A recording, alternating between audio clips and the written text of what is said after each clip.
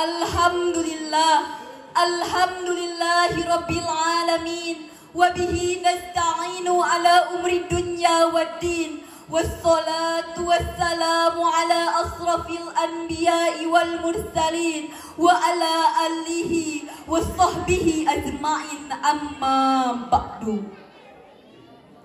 Pertama-tama dan yang paling utama, marilah kita panjatkan puja dan puji syukur kehadirat Allah, yang mana atas nikmatnya kita bisa berkumpul di haflah yang mubarakah ini. Salawat yang bertangkaian salam semoga tetap tercurah limpahkan kepada baginda tercinta, manusia termulia yang tidak pernah melakukan dosa apalagi menghina, yakni Habibana wa Nabiyana Kanjeng Nabi Muhammad sallallahu alaihi wasallam. Tak lupa kepada keluarganya, para sahabatnya, para tabi'in, atba tabi'atnya, dan semoga sampai kepada kita selaku umatnya. Tanpa mengurangi rasa hormat saya, untuk penghormatan dicukupkan kepada peserta yang pertama. Dalam kesempatan ini, insya Allah Ta'ala, saya akan membawakan sebuah tema walidain, orang tua. Hadirin rahimakumullah, sudah kita ketahui bahwa berbakti kepada kedua orang tua itu hukumnya wajib atau fardu ain, mendapat pahala jika dilakukan dan dihukumi berdosa jika ditinggalkan. Tak peduli siapa orang tua kita, pekerjaannya apa, kehidupan sehari-harinya bagaimana, yang kita panggil ayah atau ibu, mama atau bapa, mother atau father, merekalah orang tua kita yang wajib hukumnya bagi kita untuk berbakti kepadanya.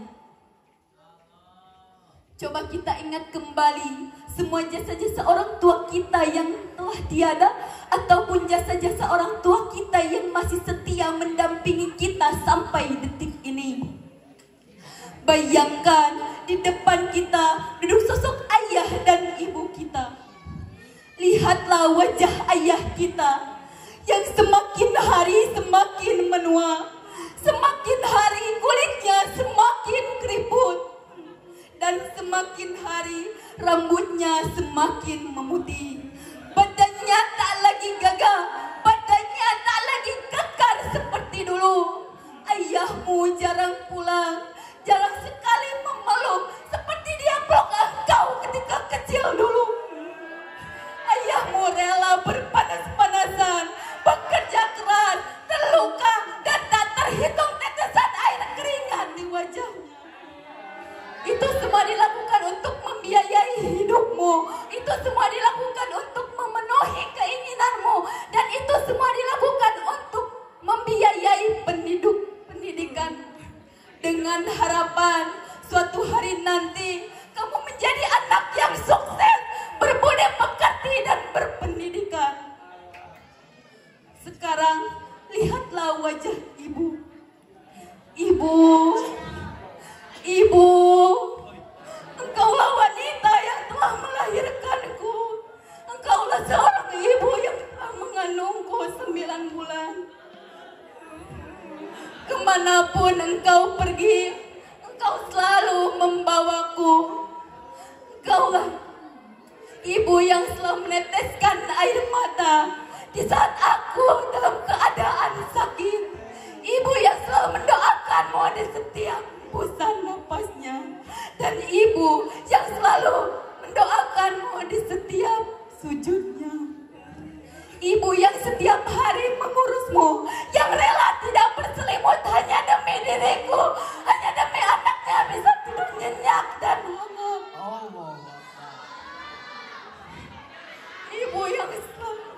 Ibu yang selalu menangis di saat engkau tak ada di sampingnya, dan ibu yang selalu merindukanmu.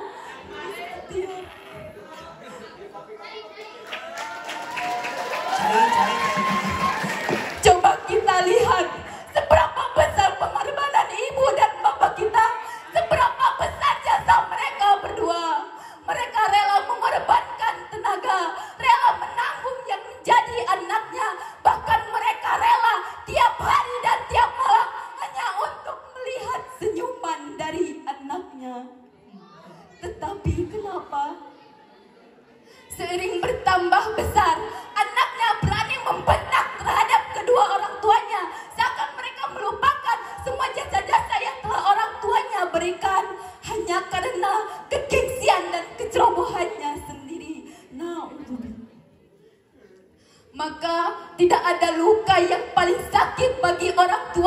kecuali luka yang diberikan oleh anaknya sendiri. Tidak ada yang paling sedih bagi orang tua di dunia ini kecuali ketika seorang anak telah mendurhakainya. Hadirin rahimakumullah. Allah Subhanahu wa taala berfirman dalam Al-Qur'an surat Al-Luqman ayat 14. A'udzu billahi minasyaitonir rajim. Bismillahirrahmanirrahim. Wa wasaynal insana biwalidayhi hamalat ummuhu wahnan alwah wa bisaluhu fi 'amaini an iskur li wa liwalidayka ilayyal masir, yang artinya, dan kami perintahkan kepada manusia untuk berbuat baik terhadap kedua orang tuanya. Ibunya telah mengandungnya dalam keadaan lemah yang bertambah-tambah dan mencampingnya dalam usia 2 tahun. Bersyukurlah kepadaku dan kepada kedua orang tuamu, hanya kepadaku kembalimu. Hadirin rahimakumullah. Islam merupakan agama yang sangat menjunjung tinggi ajaran berbakti kepada kedua orang tua.